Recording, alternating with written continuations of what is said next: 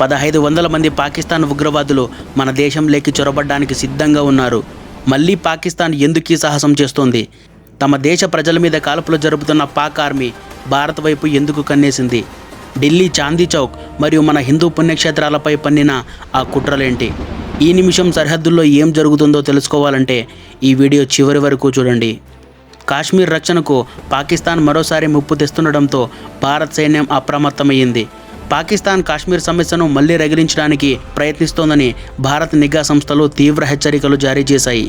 పాకిస్తాన్ నుండి దాదాపు 100 నుంచి 1500 ఉగ్రవాద ఏజెంట్లు పుల్వామా తరహా ఉగ్రదాడిని మళ్లీ జరపాలన్న లక్ష్యంతో జమ్మూ కాశ్మీర్ సరిహద్దుల్లోకి చొరబడ్డానికి ప్రయత్నించవచ్చని నిఘా వర్గాలు చెబుతున్నాయి.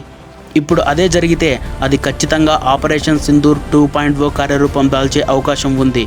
కానీ ఐక్యరాజ్య సమితి నిషేధించిన ఇస్లామిక్ ఉగ్రవాద సంస్థలు LET అండ్ JEM సంస్థలు తమ పేర్లను మార్చుకుని కొత్త పేర్లతో కార్యకలాపాలు చేస్తున్నా కూడా వాటిపై చర్యలు తీసుకోవడంలో పాకిస్తాన్ విఫలమవుతోంది. అవి పాకిస్తాన్ లోపల బహిరంగంగా కార్యకలాపాలు నిర్వహిస్తూ తమ గ్రూపులను పునరుద్ధరించి భారతదేశంలో పెద్ద ఉగ్రదాడులకు పాల్పడేందుకు ప్రయత్నిస్తున్నారు. ఇప్పటికే లష్కరే తోయిబా హెడ్ క్వార్టర్స్ ఉన్న మురిద్కే, జైషే మహమ్మద్ శిక్షణ ఇచ్చే బహవల్పూర్ భారత్ బ్రహ్మోస్ మిసైల్స్ దాటికి నామరూపాలు లేకుండా పోయాయి. పాక్ వైమానిక దళం తేరుకునేలోపే మన వాయుసేన వారి కమాండ్ సెంటర్లను మట్టిలో కలిపేసింది. కానీ పాకిస్తాన్కి ఇంకా బుద్ధి మరలేదు. మళ్ళీ ఇప్పుడు 1500 మంది ఉగ్రవాదులతో భారత్లోకి చొరబడాలని ప్లాన్ చేస్తోంది. మురుద్కే, బహవల్పూర్ స్థావరాలు నాశనమైన మళ్ళీ కొత్త లాంచ్ ప్యాడ్లను ఏర్పాటు చేసుకుంది. అందుకే భారత ఆర్మీ ఇప్పుడు సరిహద్దుల్లో కాచుకుని కూర్చుంది. తాజా ఇంటెలిజెన్స్ నివేదికల ప్రకారం పాకిస్తాన్ నిఘా సంస్థ ISI మరియు వారి సైన్యం మళ్లీ ఉగ్రవాద కార్యకలాపాలను ముమ్మరం చేశాయి. ఫస్ట్ జనరేషన్ ఉగ్రవాద నేతలు హఫీజ్ సయీద్, మసూద్ అజార్ల స్థానంలో వారి కుమారులు మరియు బంధువులతో కూడిన సెకండ్ జనరేషన్ నాయకత్వానికి ISI భారీగా నిధులు సమకూరుస్తోంది. ఇటీవల బహవల్పూర్లో ISI అధికారులు మరియు ఉగ్రవాద సంస్థల ముఖ్య కమాండర్ల మధ్య ఒక ఉన్నత స్థాయి సమావేశం జరిగింది. భారత్లోకి భారీగా చొరబాట్లు జరపడమే దీని ప్రధాన లక్ష్యం. 2025లో భారత సైన్యం ఆపరేషన్ సింధూర్ ద్వారా ధ్వంసం చేసిన సుమారు 72 ఉగ్రవాద లాంచ్ ప్యాడ్లను పాకిస్తాన్ మళ్లీ నిర్మించి యాక్టివేట్ చేసింది. భారత వైమానిక దాడుల నుంచి తప్పించుకోవడానికి ISI ఇప్పుడు పెద్ద క్యాంపులకు బదులుగా 200 కంటే తక్కువ మంది ఉండేలా మినీ క్యాంప్స్ని సరిహద్దుల్లో దట్టమైన అడవుల్లో ఏర్పాటు చేస్తోంది. పాక్ కుట్రలు కేవలం సరిహద్దులకే పరిమితం కాలేదు.